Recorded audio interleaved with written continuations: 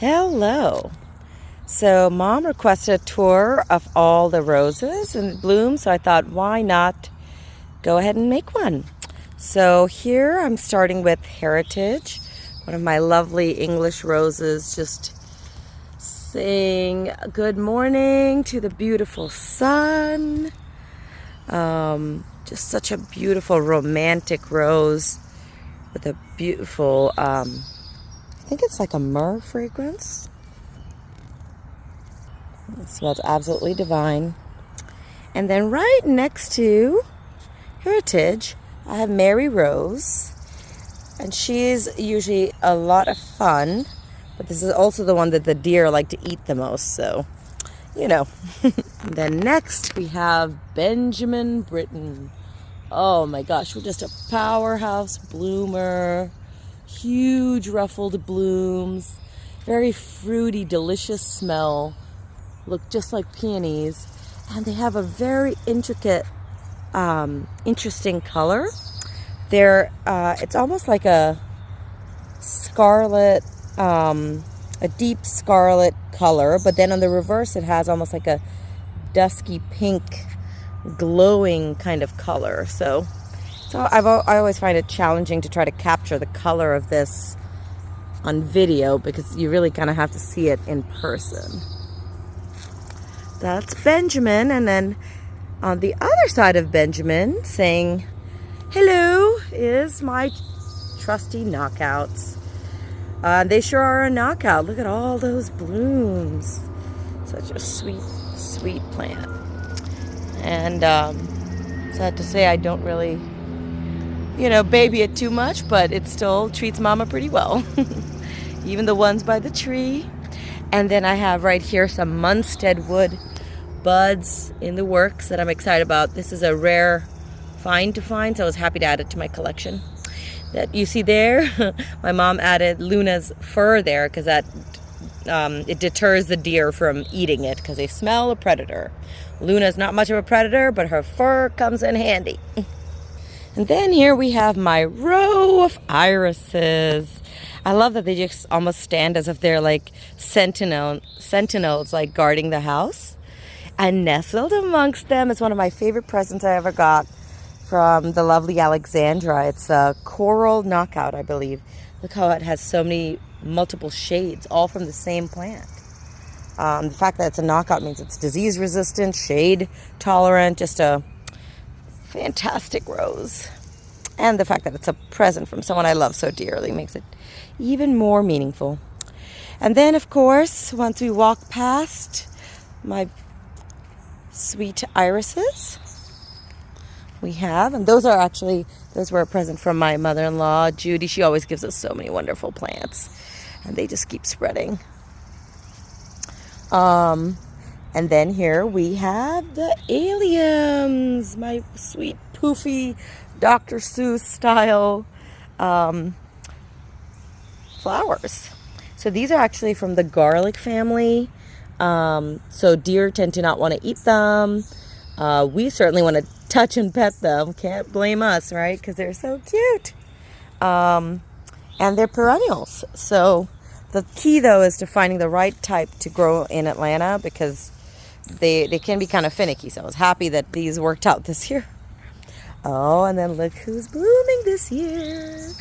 Peonies. So tricky to get them to start blooming. This one took 3 years to bloom. Last year was the first time it bloomed, and happy to see her up and at 'em again this year. And look at all the different buds. I love peonies. And these aren't flowers, but I figured I'd show them anyway. It's my Siberian bugloss. I just think it's so cool. I don't know if you can tell. It's iridescent and shade tolerant. And these are the blooms that come out of it. How cute is that? But yeah, that's so because it's a Siberian bugloss, it also handles winters. It overwinters just fine. So yeah, love that little plant. And then up this path, I have some more of my spiderwort. Another present from Judy, my mom-in-law. I'm telling you, she's got a green thumb. Hey Rohan, what are we looking at right now? Yeah, roses. Okay, beep beep, let's go. And look at these roses. So this is my darling Frida Kahlo. So called because of the brush strokes that are reminiscent of the great artist Philo. Here is thunder, you're right, so we should do this tour quickly. So as you can see, you can get multiple colors in the same plant. You get pink and fuchsia, but you also get peach and mango yellow. Peach. Do you see the peach? Peach color. Power. The red pepper. Yeah. All right, let's keep looking at the other flowers. One. That's a blue. Yep, those are for the dahlias that are growing. So this is one thing I wanted to show you because this is just fun. I've never seen strawberries with hot pink flowers before, but check it out. Strawberry. This is, yeah, it's my strawberry bush with bright pink flowers. Isn't that fun? I find another one. I think that's the only one we have, but it'll spread. Don't worry. Come. Yeah, the strawberry's right in there. Do you see it? Another strawberry. Right, and now we have arrived at my rose, the row of roses, so to speak. To begin with, we have the lovely, the inimitable, Crazy Love. See that beautiful two-tone color? So it tends to have like a little bit of pink or peach in the reverse with more of a yellow color in the center. It smells great too. And then look, so you can see kind of that those multiple colors in the buds over here. Such a fun rose. And then next to Crazy Love, we have Mango Veranda. And you know, as an Indian, I cannot resist me some mango. So that's mango. And then next, I believe we have Bliss. Bliss has not been pumping out too much yet. I think she's still in the bud stage. But she's a beautiful kind of blush color. See? They all change colors with the season too. Because as the seasons get hotter, some colors get lighter. And then we had a lot of rain recently, so you can see my poor sweet Soul Sister. So this one's called Soul Sister. Absolutely love her. Huge ruffled blooms. Smells great. Just divine. And look at all the wonderful multiple colors. As you can tell by now, I love multiple colors in my roses.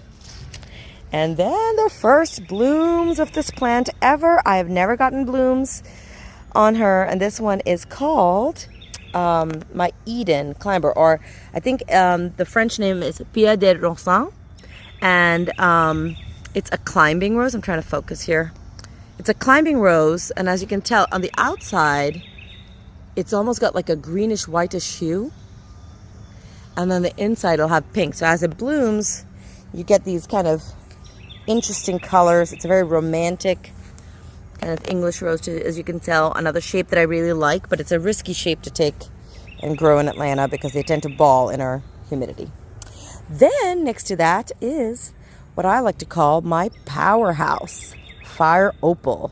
Fire Opal is called as such because when the blooms start out, they're a different color, and as they mature, they change colors. So as you can tell, these are the colors you see at as a young bloom, and as it gets older, it becomes these colors. Just a really cool rose. Oh, and this is usually the first to bloom of the season.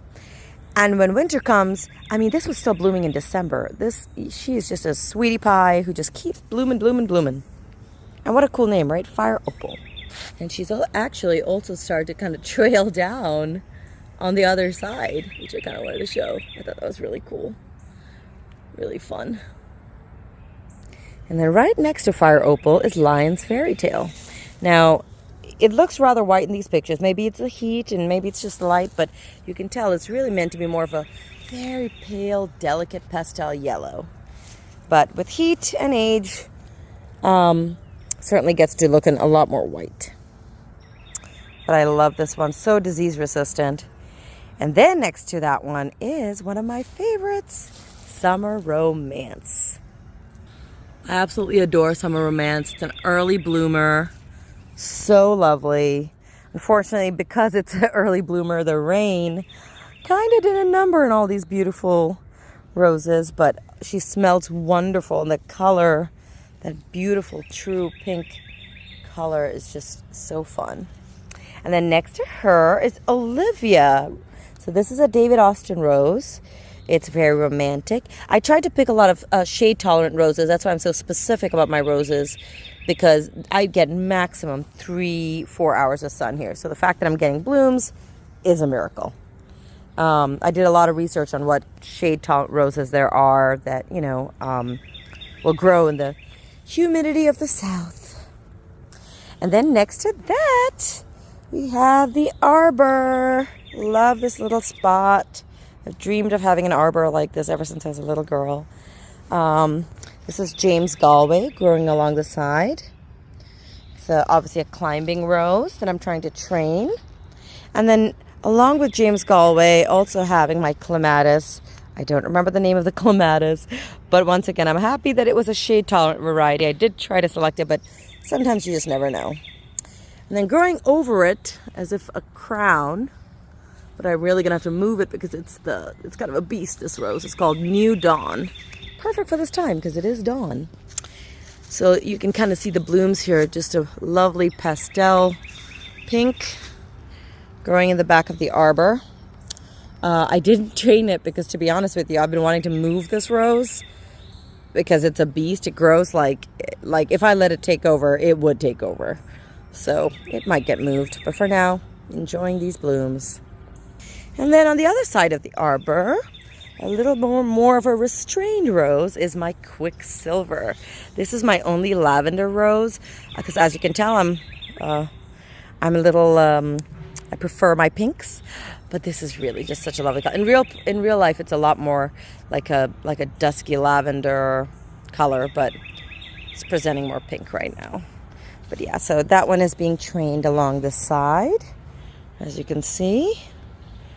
So that should be exciting. And of course, New Dawn just doing her thing, taking over the world, which is what I'm afraid of.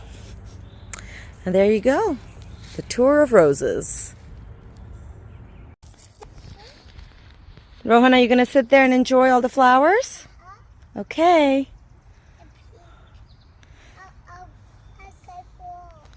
Okay, then be careful. Can you say bye-bye?